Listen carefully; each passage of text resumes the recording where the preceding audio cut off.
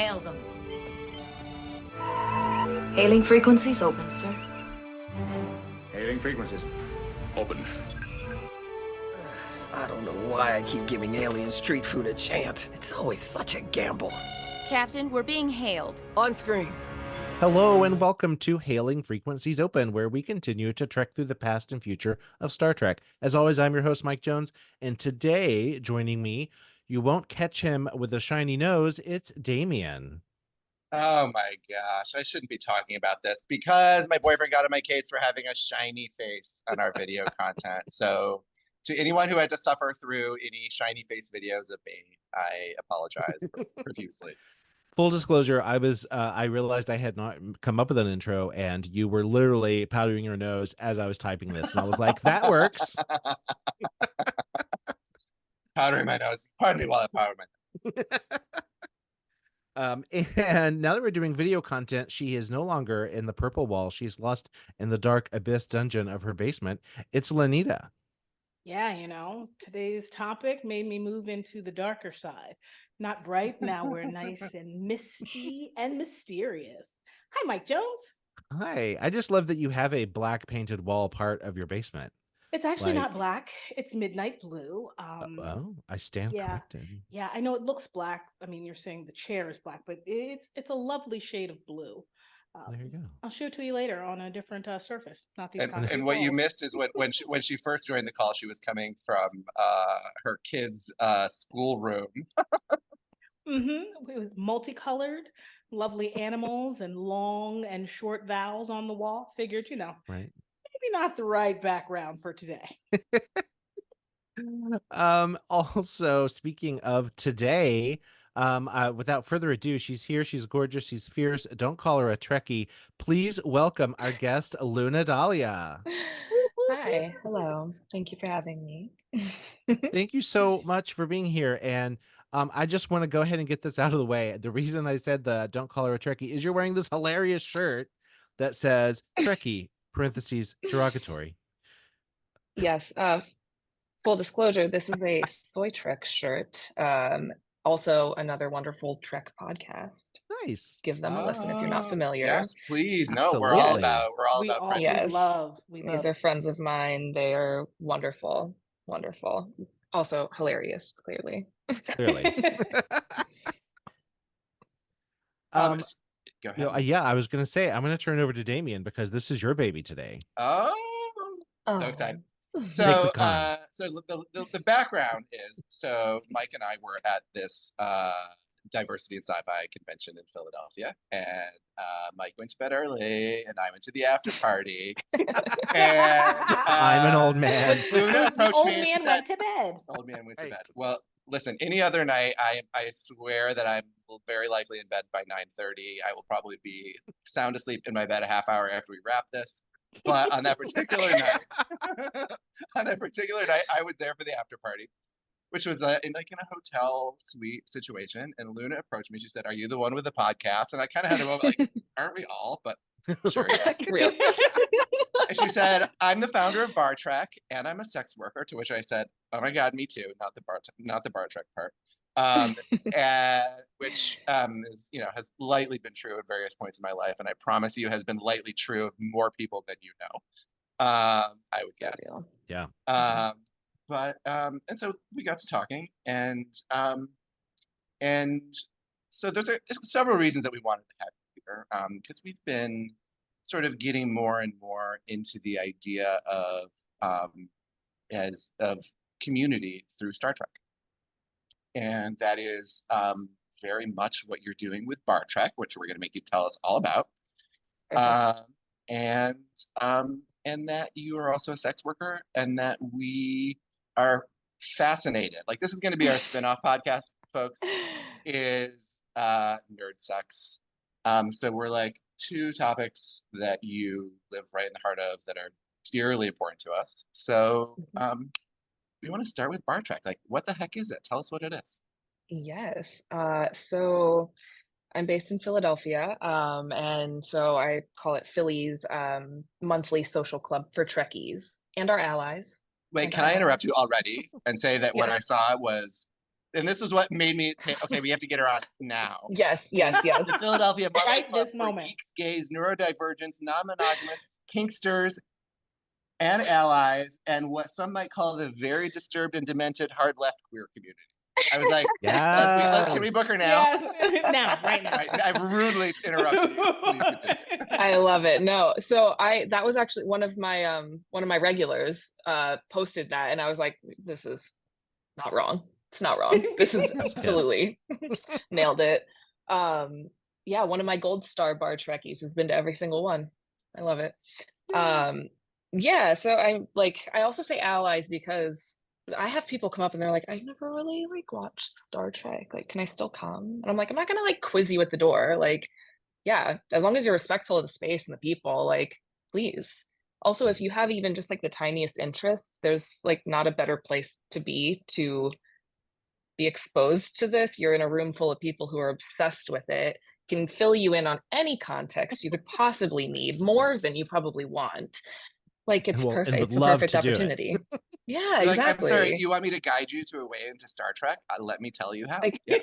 Come to me. Come which one to do you me. want to get into? Exactly. Yeah. So, I mean, it's my big nerdy baby. I just celebrated our first anniversary in May. Like, Amazing. It's crazy. I can't believe it's been a whole year. Thank you. Yeah, demographically speaking, like I would say significant, like majority is queer, trans, neurodivergent. It's racially diverse.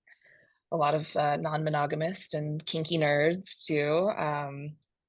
Political leftists. Like, it makes sense, as I'm sure you're aware and familiar with. Like, there's so much overlap with all of these different demographics, which boils down to like shared core values, which is also why it makes sense that Star Trek is a common interest. Absolutely. Yeah, it all feels very logical.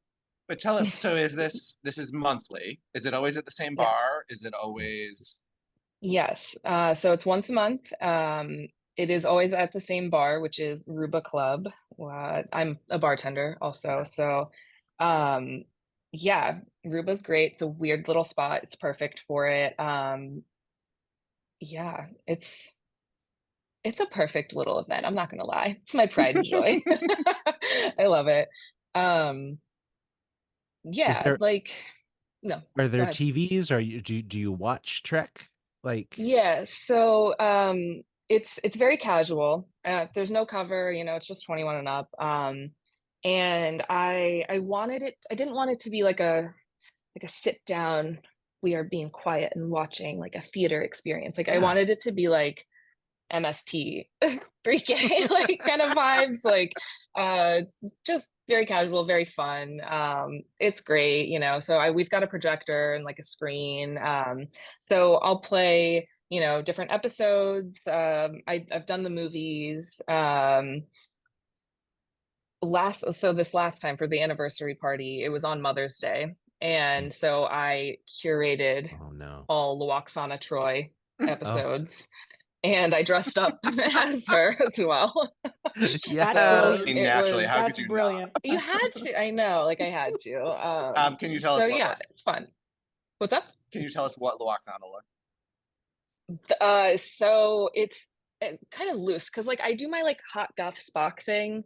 I wear like leather and shit. Like, it's not like I'm not cosplaying, so it's just kind of like loosely inspired. You sort of reference Yeah, it was my own like little personal spin on it. So yeah, I did the what episode is that from? We watched it. Was it Menage a Trois? It's where she's wearing the teal kind of like velvety looking situation with like the like little scarf. You know. Yes. What's interesting when you said Mother's Day, I was like, oh, and you said I curated. My head went to like all of like the mothers on the show, like maybe like giving birth. It was like the first thing I thought it was freaking Tess giving birth out of her back. I was like, when she became a mother, I don't know why. I don't know why. Like, that's where you went. I love that, honestly. I went to like your brain. I was like, ooh, mother's like, okay, Cass. And I was like, oh yeah. And then, Deanna had like that weird the child. The child, right? There's a lot of weird And so that's mommy where I went stuff. to. It's like, oh, Beverly has a Some kid. other issues. Yeah. So that's Well, where I went. immediately thought you were going to go to Threshold because, Janeway is a mother to some lizard babies out Naturally. there. Yes. So, Well, but so I'm only working with like a certain amount of time for this event. So like I can only play so many episodes. We're sorry. I thought there was be clips, like highlights. I was gonna do Moogie episodes also, Ooh. but then I was like, I gotta streamline this. Like, Oh my God. That's so funny. Now, like before we get too much further, Yes. can you just tell us about I guess my question for you is why Star Trek, which really means like what's your fan story? How did you come to Star Trek? Yeah, well, yeah, I guess Do you have tell Mike would you- say, do you have a meet cute with Star Trek? That's really precious. I don't. So I didn't grow up watching it like a lot of people did. But I guess it was probably in my early 20s, and I was like, I'm interested. I've never watched this. Obviously, it's in like the cultural zeitgeist. So I was like, I'm also like a completionist. So I was like, I'm starting at the very beginning and I'm rolling with it.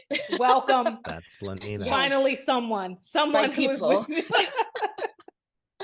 So I started with the original series and I like immediately fell in love. Like it was Spock deeply resonated, like as an autistic person, like naturally. The logic, the reason. Also, he's hot. Like there's just so much. The homoeroticism between Kirk and Spock like really got me. It has everything. It's Mike doesn't know everything. anything about that. Yeah, no. Yeah. We did a whole episode about shipping, and I like did a diatribe about Kirk / Spock and a gay awakening that a young Mike Jones might have had. I love this. During which I learned that my like young Star Trek fan self was like completely compartmentalized away from my like gay perv self. So they're so slowly real. re-merging, It all makes sense now. Mm-hmm.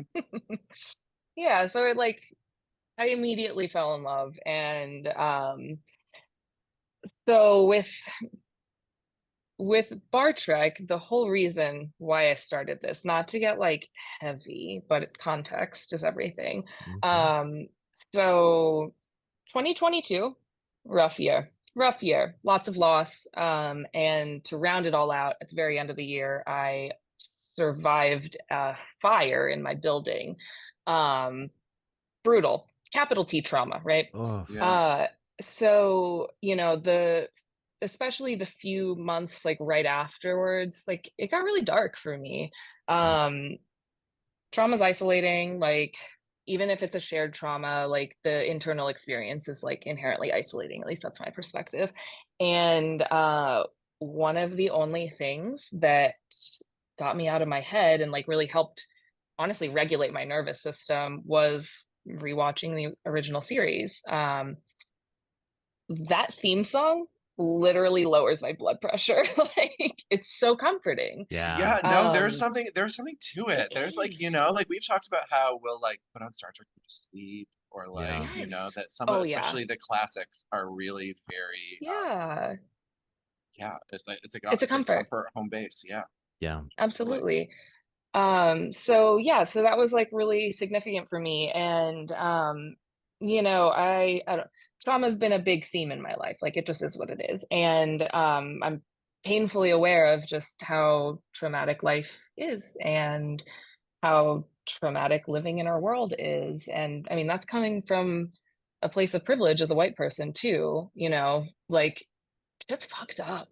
Like people are not okay because there's not accessible resources for how to manage and cope with these things too. People are not okay. And thinking about the pandemic too, like that's a huge shared trauma that we all experience. And so I was just kind of like thinking, I had a lot of time to kind of process things, and I was like, you know what? I bet other people could probably like benefit, because again, the isolation piece is like crucial here. I was like, I feel like other people could probably benefit from having a space to connect over a shared interest, something that's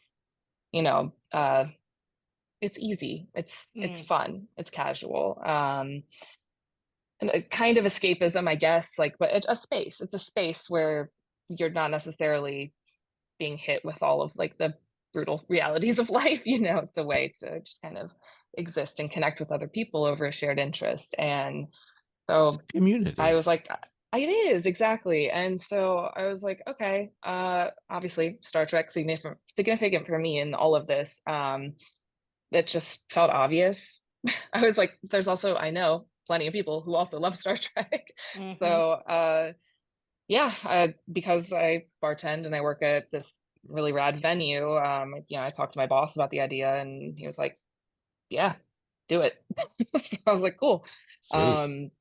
I didn't know what to expect. The first one, I got done up in my little fucking goth Spock like do up, and I didn't know if I was just going to be in the bar by myself watching Trek on the projector dressed like this, like, which honestly, like, wouldn't be the worst thing. So like low stakes, low stakes in that regard. Yeah, worst case, not so bad. Yeah. So, but lo and behold, people showed up, and month after month after month, more and more people showed up, and that trend has only continued. Each month, more and more people show up. And it's grown into this thing that I really didn't, it just happened. And it's very special. So Bar Trek number 1, your first night out, did you, at that point, did you feel like you already had a network of people who were going to be into this that you could like call and be like, we're doing this thing, I know you're into it? Or did you build your network through this? I kind of built the network through this. Like, I have obviously like friends of mine also are Trekkies. And so I had a good feeling that at least a couple people would show up. And word of mouth. Yeah. But yeah, word of mouth, like I started talking about it like to fucking anybody who would listen. It's like the in-person equivalent of like cold calling. I'd be like, hey, what's the over-under that you're into Star Trek? Like, I'm so serious. Like, I would talk about it with anybody. How about Star Trek? Listen, I do that socially, and people are like, stop. Just I do it. And like, but more often than not, people are like, yeah, I love it. That's amazing. Because there's a Star Trek for everybody. Like, that's true. I literally try to tell y'all this all the time. There's a Star Trek for everyone. Absolutely. And whatever their entry point is, you got to get them at theirs, and then it captures them. They're like, there may be more, and then they're going to explore. But there's a series for everyone. There is. There absolutely you just got to figure out how to hook them. we each have our ones that we won't watch. I'm curious, like what your Damien has his right. He won't watch. Well, it's not a won't watch. No, I want to know. Go ahead, Damien. So all right, and I'm going to start by defending my point before I say what it is. But I feel like what I love about Star Trek is that it is a family of freaks, or it is a ragtag crew from all different backgrounds that make no sense together, that have somehow found common purpose as a crew on a ship. Deep Space Nine is that, even Next Generation is that. The one that to me is so bland that does not feel that way is Enterprise. It doesn't strike that same note for me in that way. And I have seen episodes that I like. I have some gaps in my consumption. It's the only one where I have gaps. And P.S. Lenita is talking like she wasn't just trash talking Prodigy the other night. And then what happened? The beloved children's show. And then what happened? What happened, Mike Jones? And I come back and say to you, I pushed through, and I realized that I didn't give it a fair shot going in. And that is because they're all little aliens and they're kids and they couldn't see myself in them. But then there's Merv, and he's my favorite. That's it. He's a ninja fighting fucking Lenita slug. is the Merv. I love it. She identifies. I love it. I love it. I identify as a tribble. She's And okay, number Moopsie, one. do you also I identify as respect your Moopsie? identity. And my second identity is Yes. Moopsie, because I will drink your bone. Oopsie. You will drink your bones. That's so good. One day I respect. one day you're gonna finish it. Respect.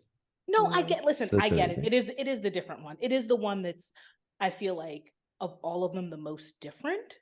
Like Mhm. they tried something new-ish for the time. So I just like giving him shit about it because he refuses to watch it. But like, I'm a completionist. I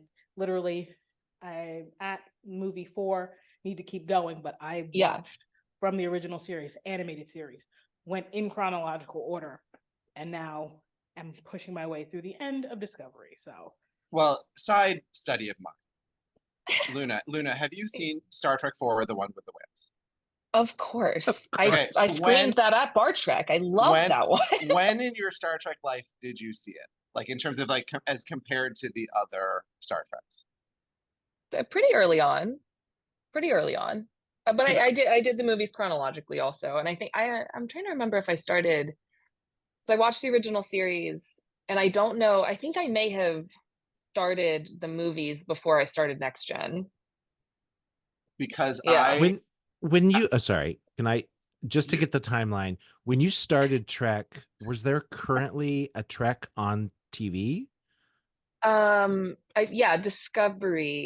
okay. was on, but Okay. I'm very new to Discovery. I am currently caught up and watching as it's on. But I only started watching that like a few months ago.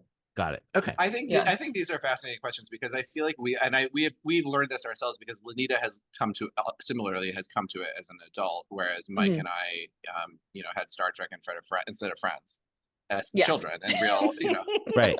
Is that fair to say, Mike? Yeah, absolutely. Yeah, Mike's like yes. Like sometimes speaking for both of us, but that some of the ways that we experience these things are so different depending on like when in our lives we came at them. So, but to continue that point, that Lenita has seen literally everything. She's the completionist. She's seen everything. Yes. Correct me if I'm wrong, Law. Everything but the movies. I have not. I have not finished movies, and the only other movie I've seen is the new Kelvin when it came out. Right. The one with he was in Heroes. What is his name? He plays Spock. Cumberbatch. Zachary Quinto. Benedict Cumberbatch. Well, because he's in the second one. Yeah, he is. Yeah. Is he Khan? I've only seen he's Khan. I've only seen the first one of spoilers.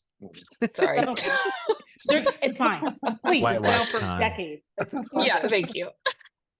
But that I would venture to say that there has not been so well-educated a Star Trek fan seeing Star Trek 4 for the first time.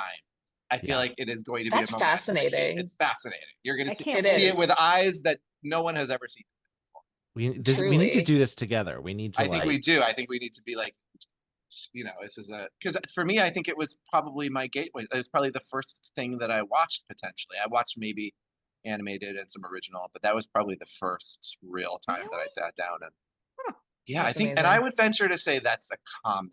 I feel like there's a lot of people who that was like their gateway Trek because it's kind of mainstream, it's like it's the most accessible of those like 80s movies.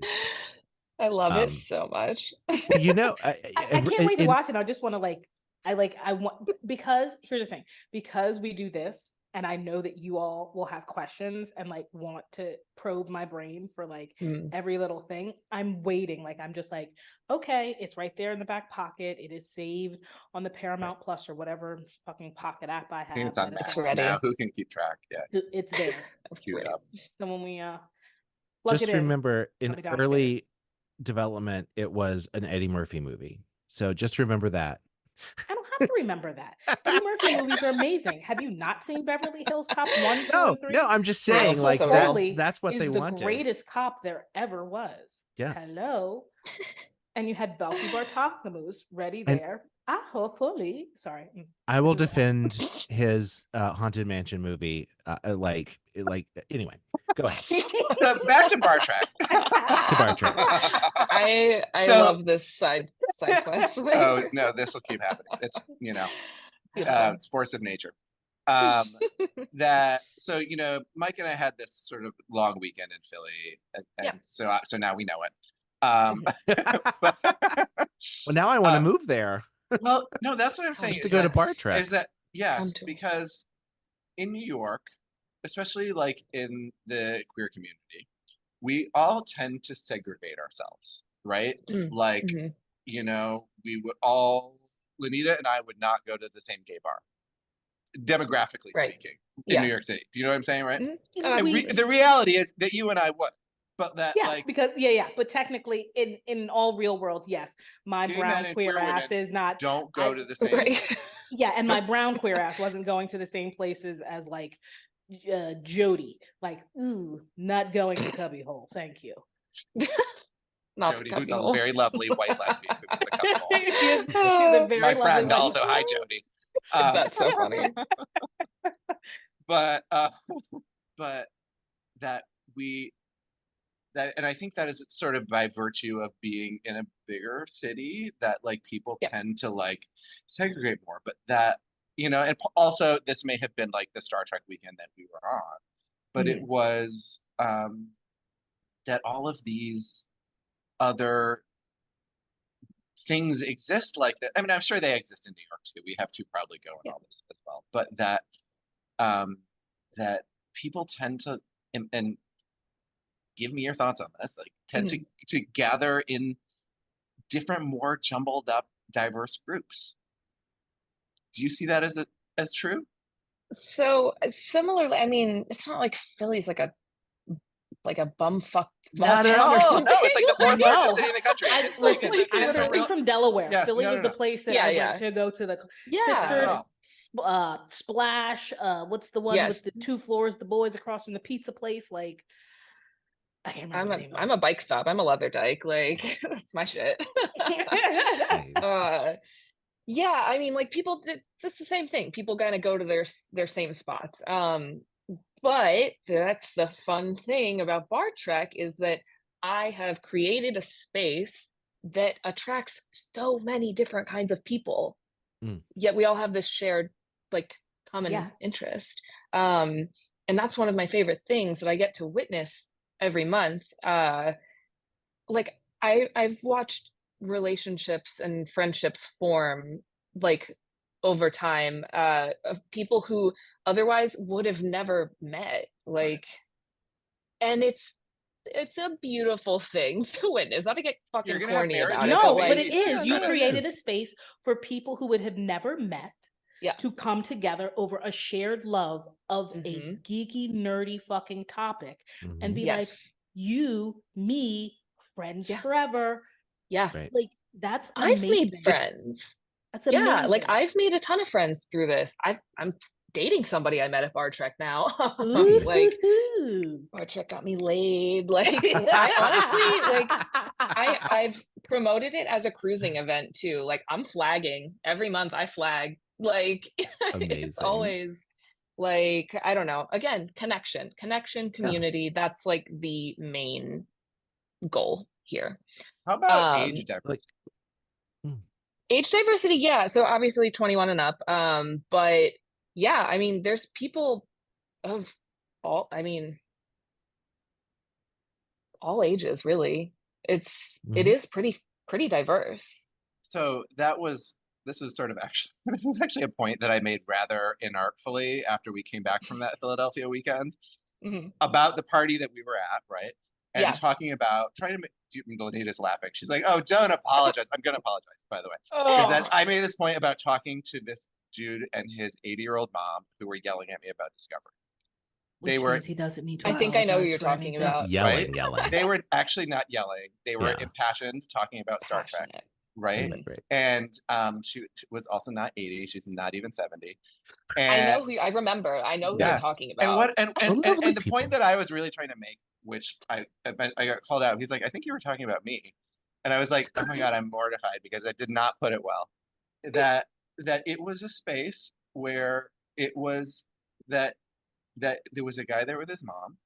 I was there, you were there. There were people there were all different kinds of queer people there. There were plenty of straight people there also. there was like, it It's was. the minority. I would say it's the You think minority. so? Do you think so? Yeah. I actually sometimes can't tell. At the but, after like, parties. At the after parties, yes. yes. Yeah. And I also should apologize to the guy in his underwear because he actually looked good in his underwear. I omitted that part when I mentioned it. But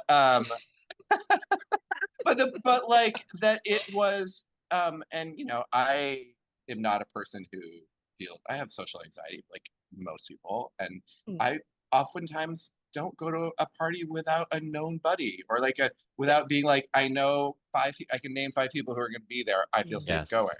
Right. Whereas I had no idea who was going to be at that party, and my buddy didn't want to come with me, and you were tired, abandoned. He was tired, and he needed his and nap. like it felt safe because I was like, I have a Star Trek shirt on, and I probably am going to see people I saw today, and it was so easy and nice and lovely because that is like it makes it so you can talk to anybody. Absolutely. Yeah. And that's also, that's similar to the feedback that I get about Bar Trek, is how it's low key, it's casual, like it's low pressure. As I said, I'm autistic. There's a lot of other autistic people that come to this event too, and social anxieties, like so many things. So being around people is stressful. It's sometimes. hard. It's hard to be around people. It's hard to be around strangers. Yeah. Well, it sounds like a kind of affinity space for you know what I mean, where you can feel safe because you all have something in common.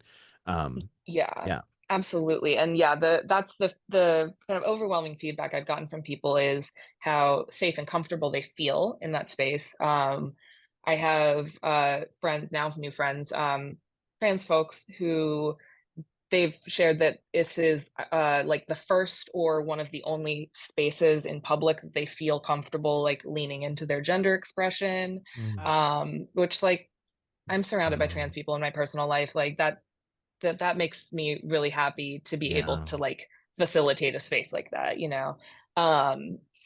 And yeah, just being around people is stressful, especially if it's like a new thing. You're showing up in a new space. Maybe you've never been to this venue before. You're showing up and you don't know who's going to be there. I tell people, I'm like, it's kind of like, it's very much on your own terms, however you want to participate. Like, you know, it's very loose structure. You know, I have people who come in, you know, you can come in, maybe grab a drink at the bar, and then you go fuck off and sit in the corner on the other side of the room and don't talk to anybody and just watch the screen. And that's perfectly fine. There's no pressure. You know, but then there's other people who come there specifically because they are excited to meet people or to, you know, to see their friends. And it's rad. Like I feel like anybody can enjoy that space. Yeah. What's the level of cosplay? Or just attire in general? Because you know, we've seen the whole spectrum of cosplay that weekend, from lightly referencing to full. Yes. I definitely I encourage people to dress up. I always do my stupid hot goth Spock thing. Except for the Loxana, I deviated. Special occasion. But yeah, I always encourage people to dress up because it's like, fuck it, like let's have fun with this. Like, but also no pressure. Like show up in whatever you want to show up in. Who cares? So I have a lot of people who show up in varying degrees of Trek stuff, whether it's like some vintage shirt that they found that they're very proud of, you know, or like something like homemade, like even. Yes. Or like full fucking Starfleet uniform. People show up with like trail spots and like it's trail spots were all big levels at the convention. A lot of trail spots. Yeah. Because they're easy and they're hot. Yeah. Oh my God. I got the stencil. They were on in 5 minutes. Beautiful. Yeah. Well, it's like also, have fun with it, you know? I feel like Trill, the Trill species is such a allegory, not whether it was intentionally written this way or not, for the trans experience. You know, I feel like there's people who, well, much like someone who is neurodivergent might identify with Spock. I think someone who is trans might identify with Jadzia, you know. And I think that's absolutely part of why Star Trek, attracts the queer, what's the there's a funny way of saying it, but I'm losing it. What, Ligga Tiggas? What? Libiga Taqua, Have you That's so funny. Have you not seen where the kid like these risks like what's Libiga Taqua? That's like because you see LGBTQ together and like they're saying it as a word. As a word. Saying. That's amazing. Oh my god! I did not make this up. I just saw it and it sticks in my brain because it's hilarious. No, but here's the thing that, like I said, that there's an entry point for everybody with Star Trek. You can see yourself, no matter who you are, where you've come from, the experiences that you've had in every series, whether it's a main character, a recurring character, a one-off. There's someone that is going to relate to that experience. And it's amazing how it's written and how thoughtful, whether or not it was top of mind for, the Trill species to be, an experience for someone who is trans. But the episode that we watched with Riker, Bowl Cuts, The Outcast. The Outcast. The Outcast. This is how this works, Luna. I just start talking Love it. and then they name it. I love it. The Outcast, where it's And she always says that she doesn't know anything, but then she'll like start quoting the rules of acquisition. So leave me alone. I love the Ferengi. They're a weird little species. Yes. How their entire society of non-binary, what do we call them? Humanoids. But there is one who is feeling one gender. I feel female. And for someone to be like, oh, this is a concept. And then for someone of trans experience to be like, oh, that's exactly how I feel, but in reverse. Like, and someone can look at that and then understand how someone can be born into a binary system, quote unquote, and not feel a part of that binary or feel a difference to that binary. That is one of the main reasons that everybody can come to Star Trek and feel at home, because there is something for everyone, no matter where you come from.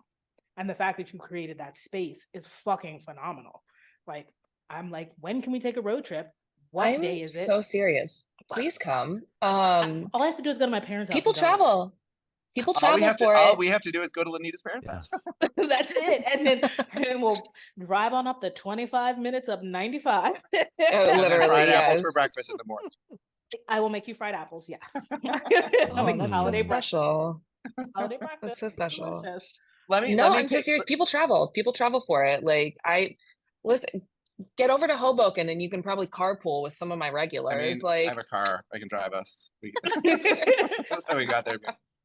But okay, so like piggybacking off of that question, like, can we name like you said Spock? Can we name characters who we felt like at the time jumped out at us as like someone who made us feel less weird or less alone in the world from Star Trek? Spock was my original, but also in Next Gen Data, like similar reasons, Jadzia for sure. I said that at the convention where we met, Terry Farrell. I had this moment with her. I love Jadzia. Jadzia is a space slut, and I say that in an affectionate way, like definitively positive. Like, I self-reference as a slut, and that is not negative whatsoever. Absolutely not. Right. Yes. So I basically was like trying to be like, I love your character. I really resonated with like just the, the sexual agency and just like being a space slut. And she did not. I don't think she liked that. I think she was a little offended, but I was like, no, it's not negative. Like, I swear to you, it's not negative. Like, and now I'm like, okay, now we gotta like maybe unpack some of your Some of your slut Well- shaming. Well, also, so I've listened to, we've talked about this a little bit, that listened to her on the Delta Flyers, and she's lovely. Like, she couldn't be lovelier. She was But- so sweet. But one of the things that actually, I mean, this is going to sound so basic, but that one of the points that keeps being driven home to me is that Terry Farrell is not Jadzia. Like, Terry Farrell Right, is yes, her of own person, course, and of that course. and seeing her, and and like any of these people, that I have that like stupid nerdy need for them to be those people, and you're like, oh right, like they're very different humans, and they're Yeah. They thought about their characters very differently than we thought about them or perceived them, you know. Right. But For like at the end of the day, all trills are space sluts, because how many people can you be, and how many people Thank have you. you been with? Like it just Thank is you. like the nature of being trill is that you are going to have an infinite number of encounters, romantic or otherwise. Mhm. Because do trill die? Like It's I feel logic. like the slug is going into somebody, and it just Yeah. keeps living. uh-huh. It's true. I'm gonna use that now. That's like The slug is going into some dirty talk. Well, like Nice. at some point, Let's get into somebody. at some Slug. point, can we find? And I don't even know where to find it, but she does this like. There's this scene between, I think, her and Kira, where she's like talking about this like super hot guy with his which is an alien with a transparent skull. Yes. Yes. No, that's what I'm saying. Is like Right? there was Like- like so much of it, and then there's the whole thing which I didn't, because I kind of felt out after that one interaction. I was like, I'm not going to ask her this question. But I really wanted to ask. I was like, I need to know if this is just headcanon or if you can confirm actual canon that Jadzia hooked up with Morn. Like, I need to know. Oh, right, because there's that whole right, because she and Worf, and it has like his fake funeral. Oh yes, I need to know. Thank you for I bringing that need up. to know. But I was like, I Amazing. can't ask her this now. Well, we need to write. There's going to be someone we can write to and be like, so as a writer on Star Trek, Base 9, Yeah. did You're like, this I've got ever happen? questions. Well, Right. I need answers. Also, there must exist somewhere in the franchise some actual canon cops, like people who are like, no, this happened at this and this didn't happen. Like, there's got to be somebody whose job is to be like minding the store on that front. You'd think. Yeah. But Lenina, I don't same care. question. I just want someone to lie to me. It's fine. I just want someone to tell me yes. Yes, this did happen. Yeah. Luna, yes, it happened. Thank you. Thank you. But you know what, Damien, you know what's interesting is that I guess because I came to Trek late, I was already a fully grown sort of like fully formed, like accepting of all of my weird quirks. Like I ended up at a HBCU as like a goth purple haired chick. So like no people were already like, she's weird. You know, they're wearing the latest fashions. I'm literally dressed in all black. My hair is purple or blue or orange. I'm fucking playing tennis. They're like, she's definitely, and I'm like people. loud and proud and fucking out. You know, like, hoo, not her. So like watching Trek, it was like, oh, it was interesting because I love science fiction more than like sort of fantasy. Like I love fantasy, but Trek is like science fiction. It was like based in sort of reality, a la it has to happen once a episode, Luna, sort of like Grey's Anatomy. The thing is that they take the medicine and then they write the drama around it. So the medicine is all real. So with Star Trek is like the idea, these ideas of science and how it all works was sort of real enough so that the story around it, like I was excited about the story around it, but I was actually excited about, oh, this star is forming. That's why there's a black hole. Oh, we can't go over here because the gravitational pull of blah, blah, blah, blah, all the sciencey mumbo jumbo I loved. So there's not necessarily a character that like made me more comfortable in myself, but I did love seeing that there were actual black people in space because hello, everything diverts to white or adjacent. So it was like, oh, main character Guinan, hi, you are like the Oracle sage. Yes, there are sometimes problematic things with that being blah, blah, blah, blah. However, it's Whoopi Goldberg and she is queen and she is mother, and that was a role where I was like, yes, she can do that. And then you have LeVar Burton, who is literally Geordi being like, I am amazing, smart. Hello, I may not have regular eyes, but guess what? Disabled. I see all of the things. Like, it's just, it's great. It's great. So in my world, Star Trek was like, we exist, we're still there, and we are contributing because we always have and we always will. So I want to answer for Mike and see if I'm right to say that it's Oh. Uhura. Mhm. I was actually going to say Wesley Crusher was I related. Oh wow, you're to turned over the him. Aaron Curveball. Hadley leaf. Yeah. Well, like, I mean, Will Wheaton and I are not the same age, but he's a couple years older than me. But so in '87, I was when Star Trek came out, I was 8.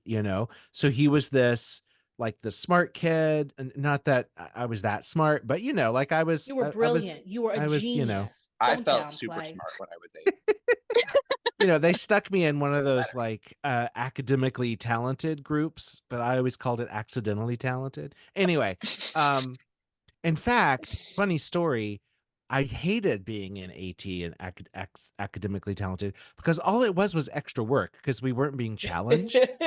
But You so just got extra then, papers. right. So then in 4th grade, they wanted to give us a test to stay in it. And I purposely failed the test because I didn't want to do the extra work anymore. Anyway. See, I brilliant. love that. But that Yeah, kind truly, of right. Work slight- smarter, not harder. Yes, work smarter, not harder. Exactly. I figured out I don't have to be here. Fail it. Right. And I feel like that in that way I related to young Wesley Crusher. That's awesome. That tracks. It does. One thing I wanted to say before we move too far away from the space slut, is that the right term? Correct. Right. Yes. Is I find it it the I find right it term? Is it the right term? It is. For me, it is. I find language fascinating, and I've been listening to I listen to a lot of podcasts. Like I just kind of keep them in my ears when I'm working sometimes and that sort of thing. And I was listening to this sex positive podcast where they were talking about BDSM, and they had this guy on who is a submissive, and he refers to himself as a faggot. Like that is a proud word for him. He like wears that, and talked about his faggotry and being a faggot. And as someone who that word was always used to hurt me, like it twinged, like it didn't feel good hearing it, but he has found power in that word. And there's a lot of people who have found power in that word. And I feel like the slut thing is the same thing. I think that, Terry Farrell was probably like, like she's, Well, and it's the phenomenon that your shirt is sure. referencing also, Luna, about Trekkie versus Trekker. Also, to relate this even further, Soy Trek also has a shirt that says Slut Trek. So yes, like literally. Yeah, it absolutely is a reclamation thing. Like I got slut shamed so badly when I was younger, and like that doesn't make any fucking sense to me. First of all, it's just like, why? What's the issue? I'm not hurting anybody by just like being adventurous, right. Yeah, that's why for me it's definitively positive. Yes. Like truly. But I do understand. I understand and I mean, she's of a different generation as well. Correct. Like I get it. Like Yeah. I get it. It was She was just caught off guard. I can't help but laugh at the reaction though. It was like, yes. I'm so sorry. You were so like, oh my goodness, this is what so I feel. Positive. And right. she was like, no, ma'am, no, thank you. Lovely meeting you. I'm gonna go now. Yeah. Well, she's also been pretty straightforward about saying that she does not believe that Jadzia is a trans allegory, and she is very pleased that people can take that from it and find comfort from it. But she's has described it as she doesn't herself believe that it is the same thing. She literally said that at the convention. Like I listened to her do a talk, and she literally discussed exactly that. Like, yeah. No, but and the thing is, I can see how she can say that, like, because you're taking the essence of like the trill is the slug, and the host. Oh my god! No, I'm being serious. Like the slug, it's a symbiont. It's the symbiont. Thank you. Yeah. Thank you. So like the symbiont itself is Dax, stays Dax. And who Dax goes into then, weaves in and you keep all your memories. So I can understand her being like, no, Dax is Dax. The host body is the host body. I'm not necessarily thinking that I'm one thing or another. I'm all of these things together. So yes, in essence, I get it. But lady, we're taking it, we're running with it. Literally. Claiming it. Well, and I take from it that you can be all of these contradictory things at once. Correct. That you don't have to be one thing or the other. That Correct. you can be all of these things, and it doesn't have to make sense to other people. And Jadzia. Yes. Containing multitudes. Correct. Yeah. Absolutely. Absolutely. Oh my God, so good. So do you feel, Luna, that so we have observed this sort of correlation between kinksters and nerds, and wondering what your thoughts are on that general topic. I think are nerds kinkier? Yes, yeah, for sure. And I think it has a lot to do with just the way that our brains are wired as far as creativity and imagination, because kink is very creative. It's a creative outlet. There's so much. It's kind of like infinite, the possibilities, it makes sense as to why the same type of people and the same type of brains would be drawn towards these things. That feels very logical to me. And I think I sort of alluded earlier that I was always a person who that was all those things existed, but compartmentalized away. Do you find that you experience people who mix their sci-fi nerd with their sex life, or I mean, hello, my client base. They're like, sexy Spock. Literally, being hired for people to experience a Vulcan in the flesh. We like hand stuff. I'm just saying. Oh, a lot of mind melding. That's so funny. Exactly. The Vulcan. Exactly. The Vulcan sex. Would Vulcan you do? finger. Have you done literally a full, as what we would think of as a Star Trek 3 Saavik and Spock, full on Vulcan matings? Not that specific scene, but I have done. I love it. Not that specific one. So you However, haven't done the scene from the planet Genesis. Oh my finger. God. Let's just say I've done some erotic mind melding. That's awesome. Oh, fascinating. Well, that's fascinating. There's a lot of people are into hypnosis. Yes. I feel like mind melding it feeds into that. Like that's fascinating. You can see my face. That never occurred to me. Never occurred to me. I mean, I feel like it's the same the lines of tantric, breathing and being one with. That's kind of what I was doing. Yeah. A little bit. It's you're co-regulating, and you're kind of syncing up in a way it's very intimate, and intimacy can be very erotic, very easy to eroticize. Intentionality is everything. And with full ears and everything. Oh yeah. Love that. For sure. I love it. I love it when people request other sex workers, some people love outfit requests. Some people hate them. I love that the outfit requests that I get it's not will you wear this specific color of lingerie, or will you wear latex or leather? It's, will you wear your ears and your little wig? Will you do the eyebrows? Will you wear your Starfleet uniform? Right. Will you wear a full Morin mask? Just kidding. I would. Absolutely. I feel like that'd be very hot. I feel like it'd be very hot. Worth it. However, it would be worth it. And for the right price.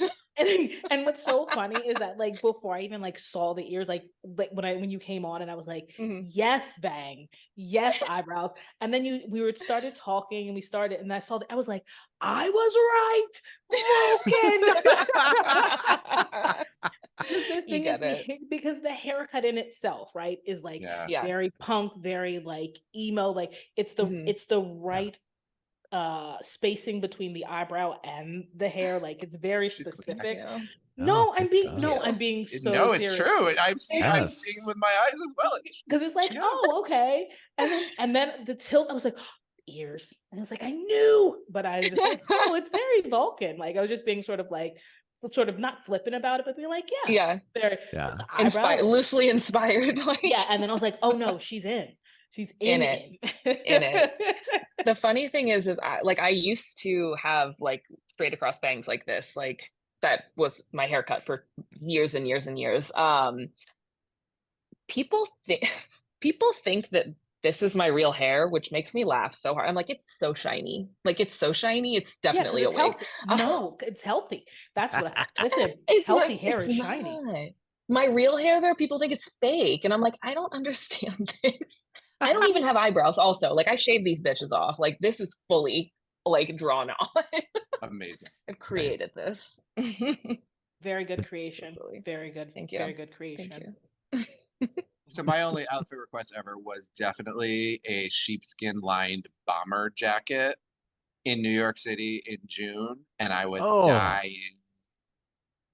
I'm like, I immediately go to like psychoanalyze that. I'm like, cool. I know. So was that like a specific, like there's a very formative memory there that's like, oh yes, it like, was like a I'm Top gonna need Gun. you to wear this. I was going Top Gun. I was going literally Top Gun. If you have been around me in person at all, you'll know that I am a creature of the tundra. I am like, I cannot be cold enough. Like, bring on the cold. Like, I am no not, clothes and I'm AC. a furnace. I get it. I cannot. I get so cranky in the heat, and I was like, it's June, and you want me to put on a sheepskin line bomber? Okay. Do you think it was like a humiliation thing? I mean, no, it wasn't humiliating. It was just hot, like sweaty. Yeah, but like being like having you do that though, as like a thing that you, or like a degradation thing. There was something like specific about that. The power thing. No, I don't think he had any sense that I was uncomfortable. I mean, I was physically uncomfortable, but not like emotionally. I was fine. But like, I think emotionally, I was just fine. My spirit was just fine. I was like, God, I'm sweaty. But it was like clearly there was like something specific attached because when he brought it out, there was like reverence, and it was like, oh yeah, right, specific. Like aviator glasses. Was he dressed as Kelly McGillis? Mike Jones, sometimes I really hate you. I really do. And this is that time right now. Amazing. Once a show. Oh my God. Amazing. Oh my God. So far. Yeah. Oh my God. So far. I'm thank you for psychoanalyzing. I love. Yes. I can't help it. That's just how my brain is wired. Well, but also like when you have people who want to like explore things, you know, along those lines that, or I should say, you know, a lot of these sort of kink scenario requests are like very imaginative and sometimes feel a little bit like out of left field, and how you must be constantly psychoanalyzing all these things. Like like do you ever just say, okay, whatever, go with it, or are you constantly just like, it's both. Were you touched by a bomber? Like no, it's both. It's completely without judgment, but I find people fascinating, and I find sexuality fascinating. As far as like why people are drawn to certain things, like where that comes from, you know, because it really is like such a vast landscape. Like people are fascinating. The way our brains work, fascinating.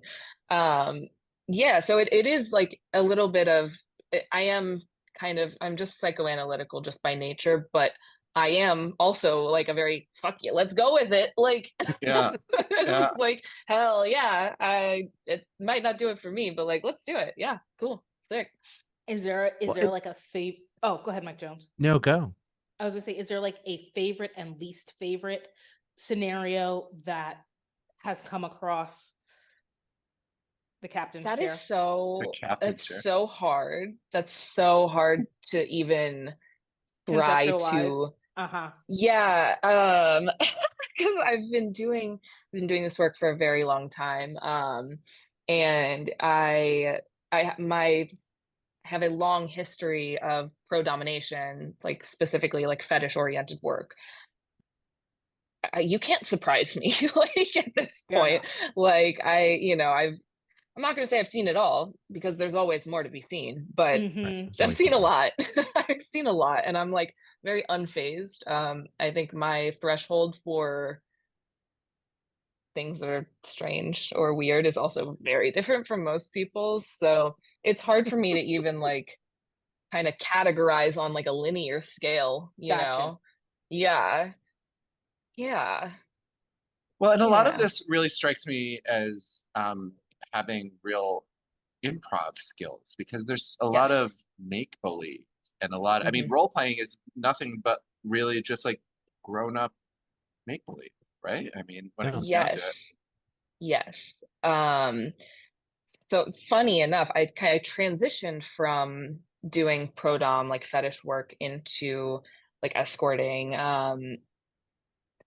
for a lot of reasons. Like I consider myself like kink and fetish friendly. Like it's still definitely like part of it, but just not doing like strict dominatrix shit.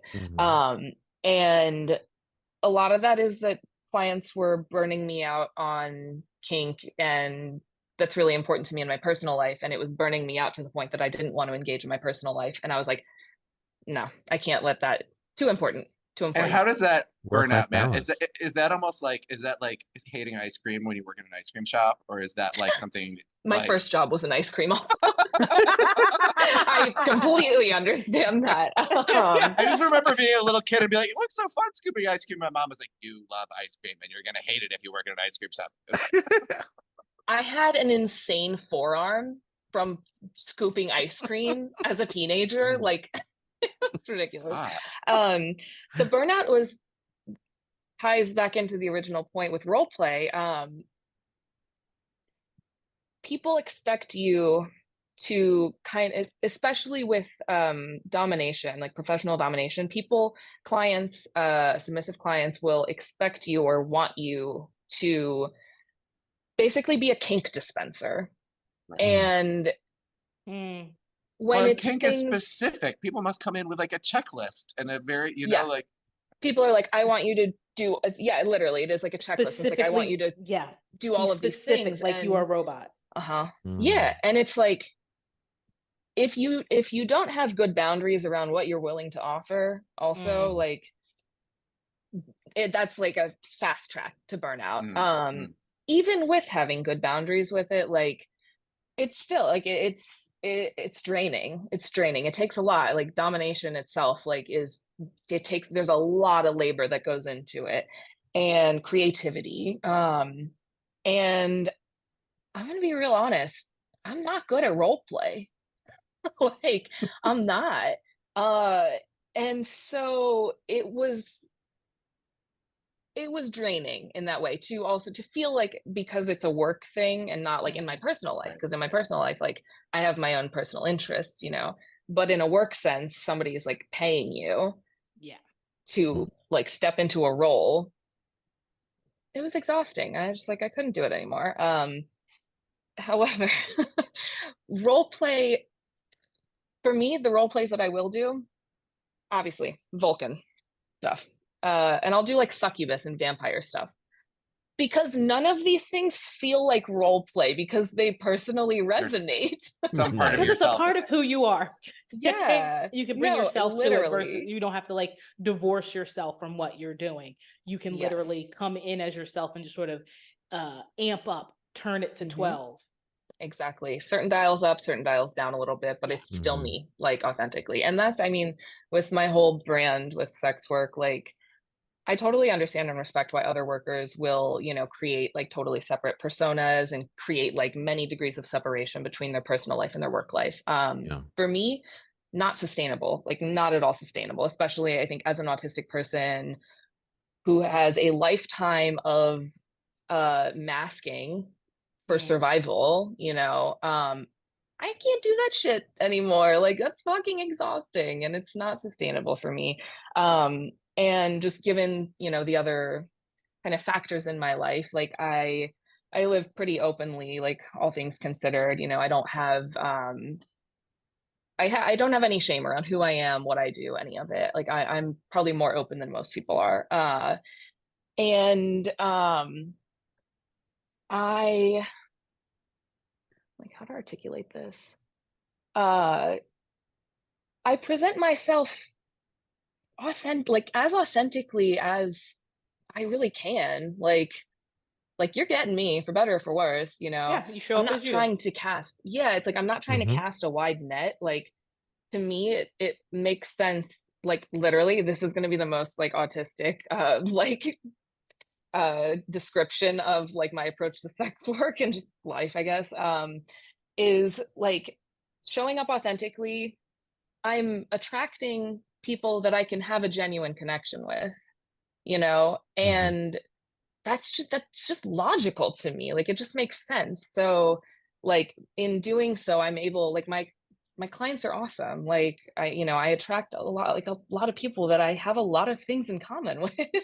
Well, And I feel and I think fortunate also that the sex work aspect doesn't necessitate a it doesn't mean that the actual, you know, if you're your human self and your and the client is his human self, that you it doesn't mean that the connection is not real. It doesn't oh mean for sure. that it doesn't preclude any real legit Mm, human connection of two people enjoying some sort of actual connection. absolutely. And I think that touches on, I think, just stigma where people think that because there's a transactional nature that negates like But the everything is authenticity of a connection. but everything is Exactly. Yes. transactional. Like no Yeah. one wants to realize that in any interaction with Mhm. anyone, whether it be monetary, whether it be energy, whether it be information, Mhm. it's all transactional. Yep. Everything is. Mhm. And it's on the person to decide how they want to have that interaction. Like it Yeah. just is what it is. Like, so when people try to shame folks for taking their own agency in their hand and doing what Mhm. they want to do in the confines of their lives, it's fucking bullshit. It's like, It's please, taboo. like, It's taboo when it comes to the financial bit of it. Like, but here's the thing. Mm. In like in a relationship that you're in with someone, right? Like, mhm. yes, you love that person, yes, you care for Mhm. that person, but sometimes you're like, I can get X if I do a little bit of Y. Mhm. So hey, I will make your favorite treat, and they'd be like, I want to go get my nails, and this is such a basic, right? Like, I want to go get a pedicure. How about you slide me a couple ducats? Was that a transaction? Yes, because I made your favorite treat. Jedi Yes. mind tricked There you was a to give and think that take. like that. Right. You're just, Mhm. it just is what it Mutually is. beneficial. Mutually Exactly. Right. beneficial. Yeah. Mutually beneficial. Sometimes there's cash involved. Sometimes there isn't. Yeah. And I think one Oh, of for It's it's a sure. the it, big it fallacies too is that people come to it as clients and as sex workers for infinite number of reasons Hmm. that it and that and it's not it's often the least of it is that they can't get laid on their own otherwise. Oh my God. That Oh is my a God. that is a myth. So That many that is of a my myth. clients, I'm like, you're hot. And like some of them are Yes. like out there dating like in like civilian life too, and they I still like hire civilian life. providers. Like yeah. Civilian literally life, it's true. though, like Yeah. there's that like stigma of like, oh, like sex worker clientele, it's all just like ugly old like No. men. Like, and I'm like, that could not be, but that is those people they don't hire me. Like straight Yeah. up. Like Yeah. it's so Sometimes it's a it's people conversation. in your community, it's people in your family, it's people you know, like These are the people in your neighborhood. literally. Literally. They're everywhere. This They're is what Mr. everywhere. Rogers was talking about. He You Um, know what? I was. bet he would make a great client. I think He he would. would. I He would bet I always bet just he be had at and some put point. on. I bet he has too. It's Hmm. about a human connection, I think, because Yes. looking at it from the fictional Star Trek perspective, um, your clients know that they're not walking into one of Quark's hollow suites. You know what I mean? Right. It's not purely like programmable. Yeah. You know what I Yeah. mean? They're having a relationship, whether it's relationship in the broader sense of the term, with a real human being, and that is Mhm. rewarding much more than like an AI interaction. that we might experience, you know. For Just sure. based on all of your experience, Mike, with the Hala Suite sex workers. Right. Well, you know, it's No funny. shame. I started to research this, and it led me down a dark Google path that I backed out of. But led you down a dark hole. there is this fetish that seems to be surfacing. It's probably existed for a long time, where people fantasize about this dystopian future where AI is taken over, and for whatever reason they just want to fuck people. You know what I mean? So I love like brains. right? So like there's this Not a Black Mirror guy. episode where Right, they, it is kind of. So where there's they this go guy. into, okay, I'm sorry. I Go ahead. think he's on Just for Fans. I think it's Caged Ricky, I think is his name. But he has this series of videos where it's this dystopian future, and he has a like a fuck machine. Like he owns, you know, you can buy those. They're kind of expensive. But anyway, What, a Sabian? he is invested in this. No, it's a thing that holds The real dildo ones, and no. pumps it in and out. But yeah, Sibian. right, You know. so You know. Thank you. Thank you. Name Lynn. brand. I will Look at direct Mike you to the Jones. Twitter. No. I'll send you the Twitter links, Lenita. Name dropping dropping the name brands. Like... Right, exactly. Right. I don't care. Not a real doll.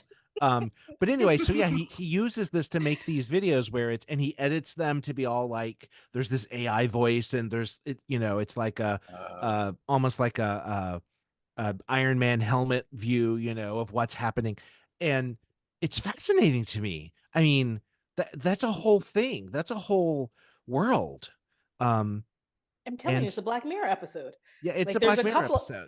There are a couple of them where it's like you put the little nibby knob on your. It's like Striking Vipers, and they went into a video game and they played, and like you could actually play as a character and you could feel everything. And then there was another one too where like people were living in the AI universe because whatever was going on in their real life wasn't as exciting. But like eventually, at some point, it's gonna happen where like you're gonna be able to like connect feelings with like a sort of mind takeover. It's gonna be very interesting. It's fascinating. And fuck machines are all the rage. Oh yeah. Yeah, for sure. A friend of mine was like sort of pursuing this guy, and then he found his like alt Twitter, right? And he sends me this link to this like video, right, where you like walk the camera like walks into the apartment, and the caption is, "You walk into my apartment and you find me like this." And so you walk through the door and walk around, and he's literally on all fours getting fucked by a dildo machine, right? And he's like, "You find me like this. What do you do?" And the answer inevitably is nothing. You clearly are taken care of all by yourself. You don't need me. I'm gonna go. I'm not needed. That's amazing. I'm sorry, Luna, I interrupted you for that. Oh my No, God. that's great. No, I was gonna ask if any of you have seen Cherry 2000. No. What's that? The movie.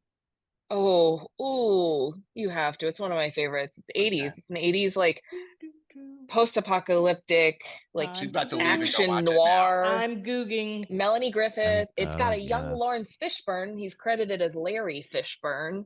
Oh, that's before he changed his name when he was full. He went with his full name. What's it called? Cherry 2000? Cherry 2000. Oh my God, but the poster basically, is amazing. you have to watch it, and you have to let me know what you think, because it's one of my favorite movies. 87. Oh, I will. But it's like they're basically sex robots. Like that's like a big presence in this movie. It's real though. I mean, I get it. I see it. I see the fantasy. I mean, you have to watch it. I'm so serious. I expect messages. Amazon Prime. Listen, it's on Prime. The minute that you say something, I start googling, and then I'm like, where? And I'm like, I have all of the things. Tubi, I can watch it for free. Yes, it's literally happening. I love it. I love Hour it. 39, baby. I got 90 minutes.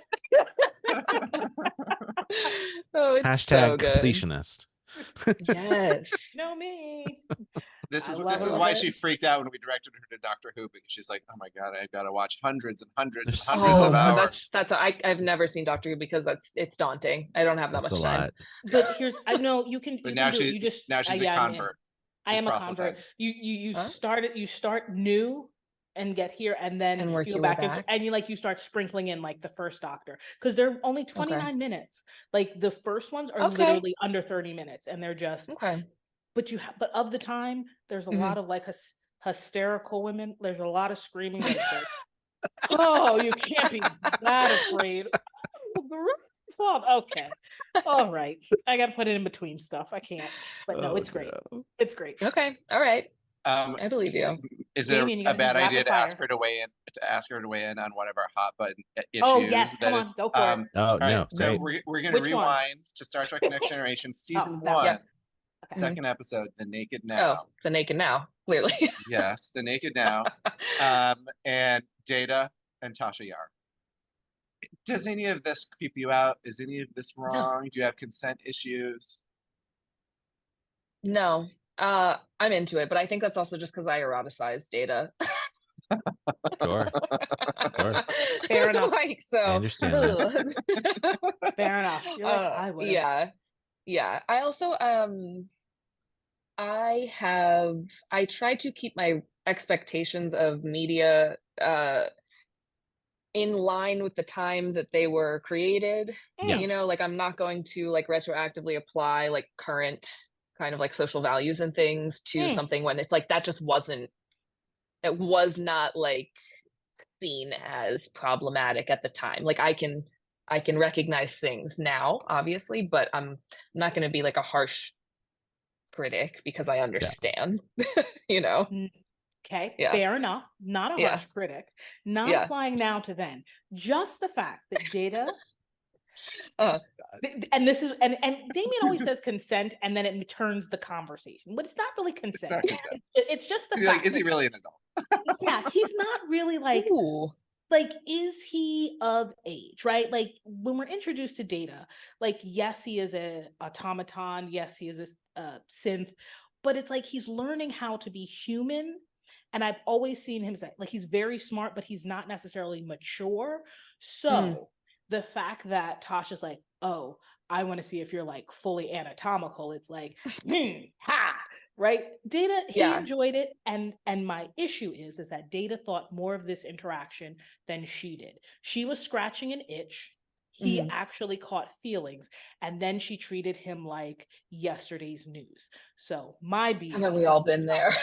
I know. So my beef is with Tasha Yar and her using Data as a fleshlight. That's why she got what she deserved when Armis sucked her into black guilt. Yes, I know. Team Armis.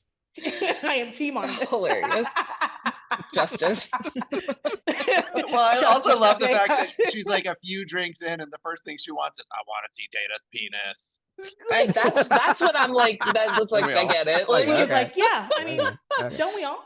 Relatable. I understand your point though, and that absolutely tracks. Like that absolutely tracks. Yeah. I respect it. I respect it. It always makes me go, huh? Yeah. I love it. Sorry, while we're talking about Data's penis, I posed this question a while back, and I don't think because I started this podcast in 2017 with both of our listeners with two different podcast hosts, Aaron and Ben, who are still co-hosts but are very busy being parents and running companies and whatever.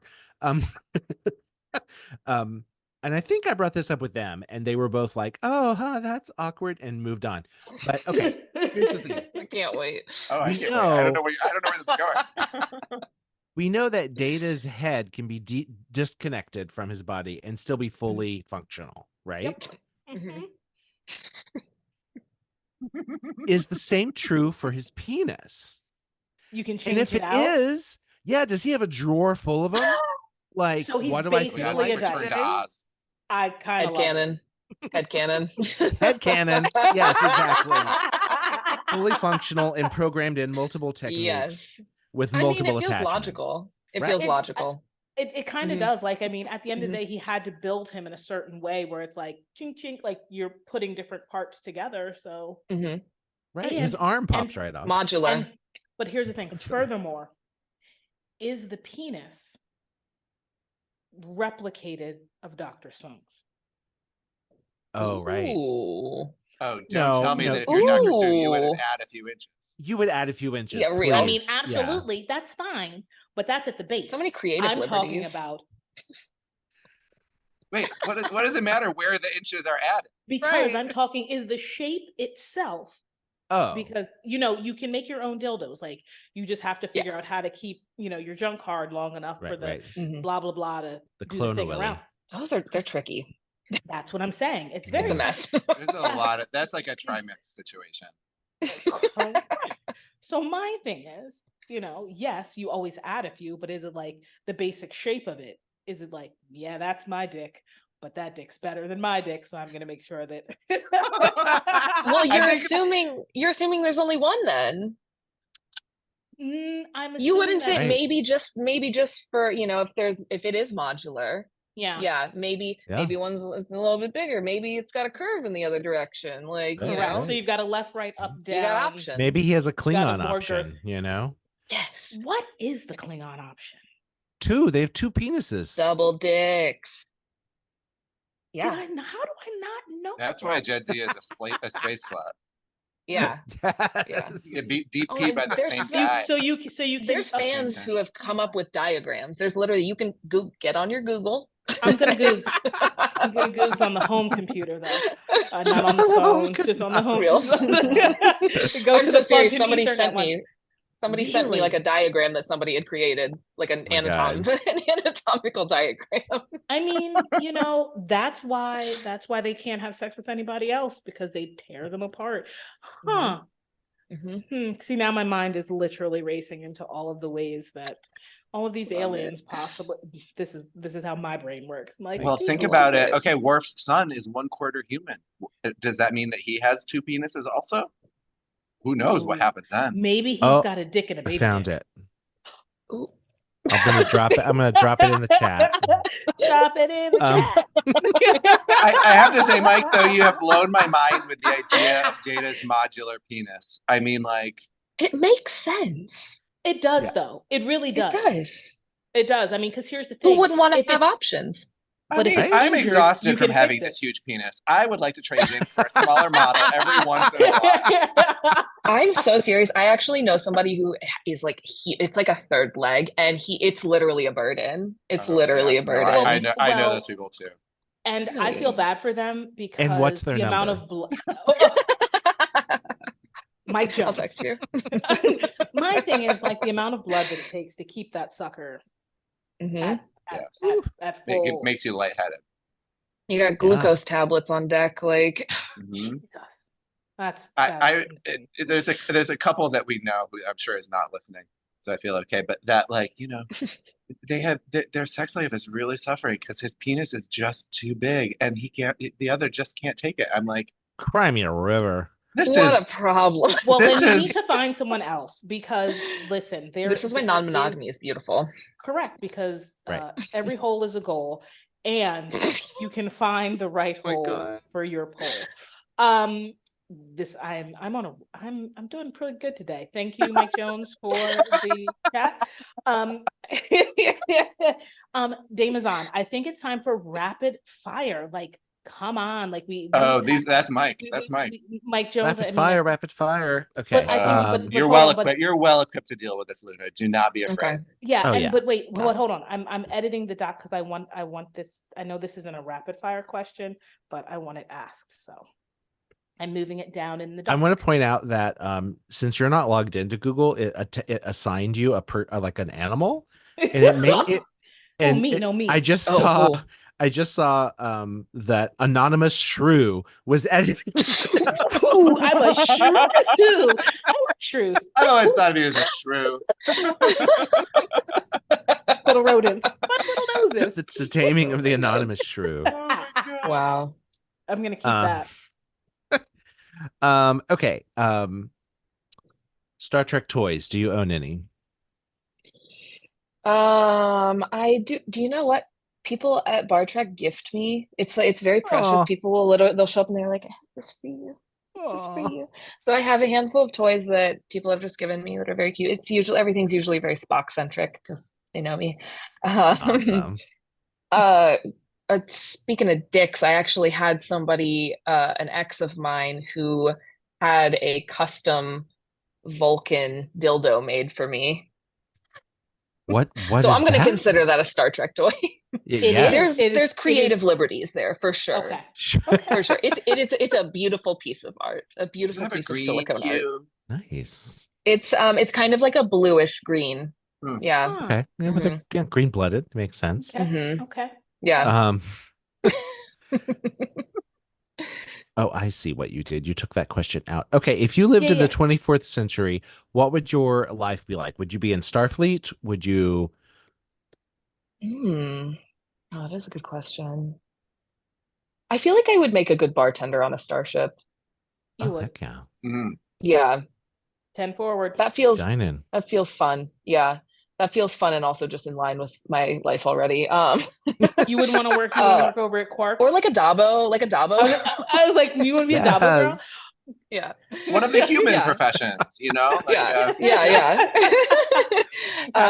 Yeah, I don't know. And within entertainment and facilitating fun things, I think would just be like the common thread there. One of Mud's women? Ooh. Mud's women, I'm fairly certain, are being trafficked. Literally, though. Yeah. Okay, but I don't want you to be trafficked. No, I'm just, when I say that, I always mean that they're like the dancing ones at the little spot. What episode was that? In the second one? In I, Mud? Like yes. the robot? Is it the robots? Who are the ones? Okay, we'll come back to it. Go ahead. It'll come to my brain. Welcome, Luna. Welcome That's an episode that it's hard to I'm so here for rewatch it. with a modern gaze. Crusher or Pulaski? Crusher. Excellent. Worf's Klingon Tai Chi or Leotard Yoga with Beverly and Diana?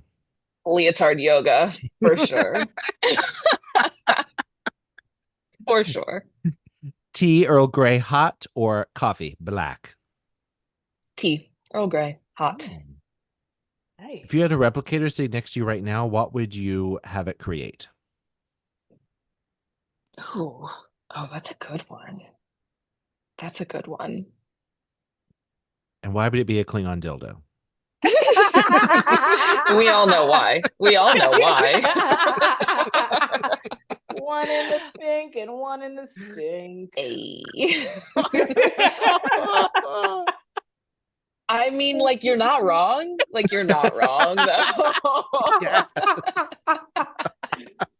It's on the brain. It's on the brain. Yeah. I love it. If you could have dinner with 3 characters, not the actors, the characters, who would it be and why? Well, I think I've already named the 3 that I like resonate the most with me. And so it would, you know, like Spock, Data, Jadzia. I think that would be a fascinating meal to share. Absolutely. It actually would. Imagine the conversations. Yeah. Yeah. Great conversation. And finally, if you had a holodeck, what would your favorite program be? All right, we all know it's going to be something sexual. It's going to be something outlandish and sexual. No Sherlock Holmes for you. The multitude of Spocks. And young Spock, middle-aged Spock, older Spock. Honestly, all the ways he would ravish honestly, though. My God. Yeah. Ethan Peck Spock is my favorite. All of them. Listen, they did a good job with casting for Strange New Worlds. And also, I mean, like Zachary Quinto is like a good Spock. Oh, absolutely. Yeah, absolutely. Yeah. They're all hot. And the only Spock that's played by a gay actor, I think. Yes. Oh, that's true. Yeah. Out. Okay. Out. Yes. Sure. Yeah. I mean, I guess I don't. Yes. Self-identified. Yeah. Right. Part of the team. Yes. All right. That was rapid fire. We should. That was fun. We also only asked you in the preamble about your T-shirt, and you went into it, and I was like, oh, you gotta save it. Yeah, that's real. Okay. Oh, right. The misogyny. It says Trekkie. The Trekkie Trekker. Derogatory. Yes. the Trekkie versus Trekker thing, which I learned from one of my Bar Trek regulars. We had a conversation about this, where apparently the differentiation in term, like it's a misogynist thing. So it was like, like men being like the real Star Trek fans, they would differentiate themselves as Trekkers and would use Trekkie as like a derogatory term, as like for the less serious fans, but like they mean women. Like, and that's why we choose the bear every time. Literally every time. We're gonna choose the bear. Yeah, but it makes sense. Like as soon as my regular said this, I was like, yeah, well, yeah. Right, Like, right. Yeah, it makes sense. And it's like at this point, it's interchangeable. Trekkie, I feel like, is just the more culturally recognized term. Yeah. It is, yeah. Yeah. But like apparently back in the day. Steward and stewardess, you know what I mean? I think they bring to mind two very different things. But now we just say flight attendant, Yeah. But it that infuriates me because some of the most important Star Trek fans have always been women. I mean, Bijo Trimble saved Star Trek. You know what I mean? Like with her letter writing campaign. It's just, oh God, I don't know. I mean, the fanzines alone, like the origins of slash fic, like it's horny Dorothy Fontana. housewives. Dorothy Fontana. Yeah, I use Trekkie to describe myself, but though Mike has I'm reclaiming it just like faggot. Mike has a story where somebody told his husband, "What? Oh, I hear you're married to a Trekkie." Oh. Oh yeah, someone it's just said like that, delivered without like, empowerment through derogatory terms. Yeah, we're here for the reclamation for sure. Absolutely. It's so good. This was so much fun. Yes, thank you so much for being so generous with your time. Yeah. And I mean, thank y'all. Like this is so like what I do, what you do, I mentioned the Soy Trek, guys, they have their podcast and everything. I was just in Boston this past weekend for Slut Trek, which tell us about that. What is that? Like amazing. So Lucy Blue Skies has a meme page, Star Trek Stripper. Fucking phenomenal. Follow. She's hilarious. So we have another Trekkie sex worker. So she puts on this show, Slut Trek, and it is like a Star Trek based burlesque, like drag variety kind of show.